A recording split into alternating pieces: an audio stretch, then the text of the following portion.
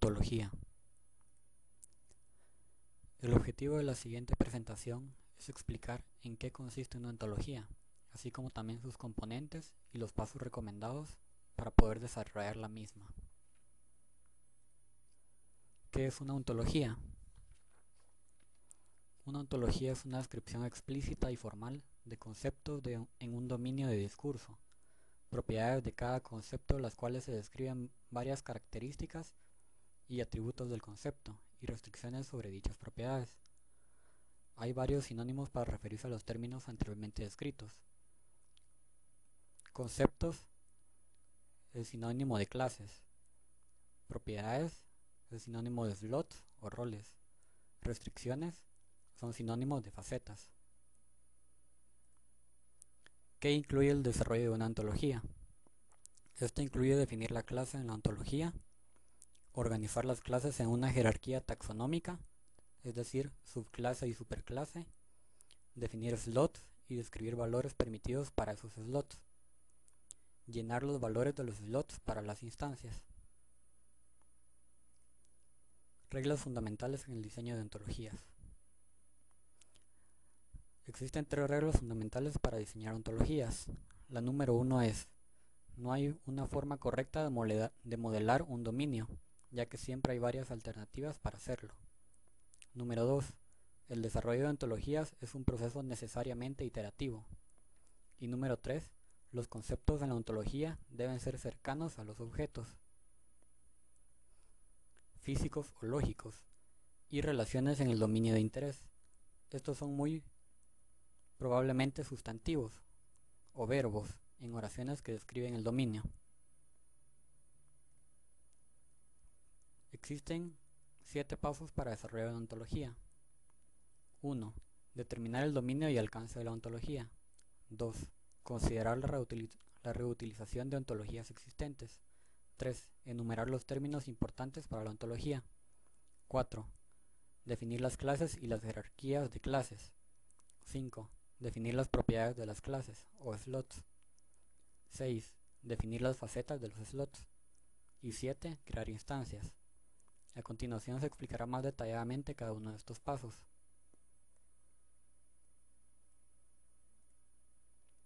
Paso número 1. Determinar el dominio y alcance de la ontología. Para poder determinar el dominio y alcance de una ontología es necesario realizarse varias preguntas, como las siguientes. ¿Cuál es el dominio que la ontología cubrirá? ¿Para qué usaremos la ontología? ¿Para qué tipos de preguntas la información en la ontología deberá proveer respuestas? ¿Quién usará y mantendrá la ontología? Preguntas de competencia. Son preguntas que la base de conocimiento basada en la ontología deberá ser capaz de responder. Estas preguntas sirven para determinar el alcance de la ontología y luego como pruebas de control de la calidad. Una base de conocimiento está constituida por una ontología y un conjunto de individuos de clases. Hay una línea muy delgada donde la ontología termina y la base de conocimientos empieza. 2. Considerar la reutilización de ontologías existentes.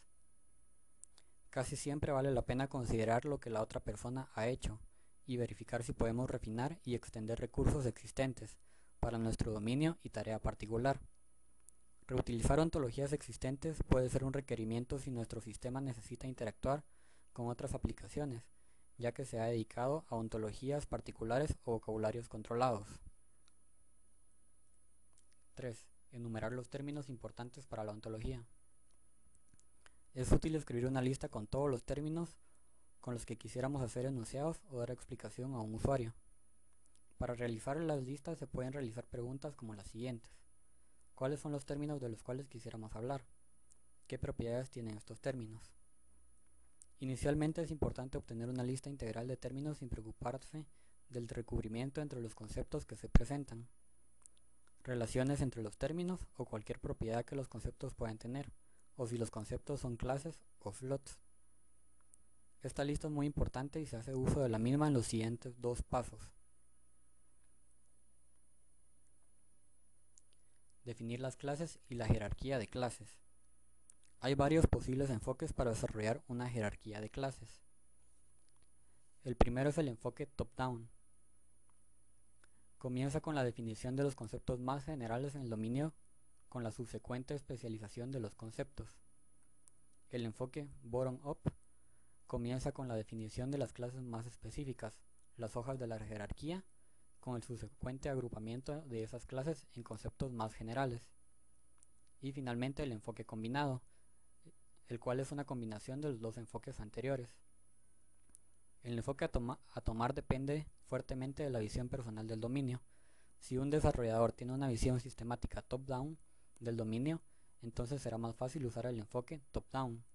El enfoque combinado a menudo es el más fácil para muchos desarrolladores de ontologías, puesto que los conceptos del medio tienden a ser conceptos más descriptivos en el dominio. Sea cual sea el enfoque que elijamos, usualmente comenzaremos definiendo las clases en base a la lista creada en el paso 3, seleccionando los términos que describen objetos que tienen existencia independiente en lugar de términos que describen esos objetos. Paso número 5. Definir las propiedades de las clases o slots. Las clases ayudadas no proveerán suficiente información para responder las preguntas de competencia del paso 1. Entonces, después de haber definido algunas de las clases, debemos describir la estructura interna de los conceptos.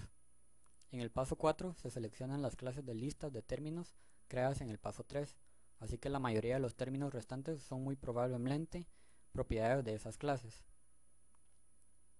Tipos de propiedades de un objeto que pueden llegar a ser los slots en una ontología. Propiedades intrínsecas, propiedades extrínsecas, partes. Si el objeto es estructurado, pueden ser partes físicas y abstractas. Y finalmente relaciones con otros individuos. Estas son relaciones entre miembros individuales de una clase y otros ítems. Paso número 6. Definir las facetas de los slots. Los slots pueden tener diferentes facetas que describen el tipo de valor, valores admitidos, el número de valores o cardinalidad y otras características de los valores que los slots pueden tomar. Cardinalidad del slot. Define cuántos valores un slot puede tener. Algunos sistemas solamente distinguen entre cardinalidad simple, admitiendo a lo sumo un valor, y cardinalidad múltiple, admitiendo cualquier cantidad de valores. Tipo de valor de los slots. Describe qué tipos de valores puede llenar el slot.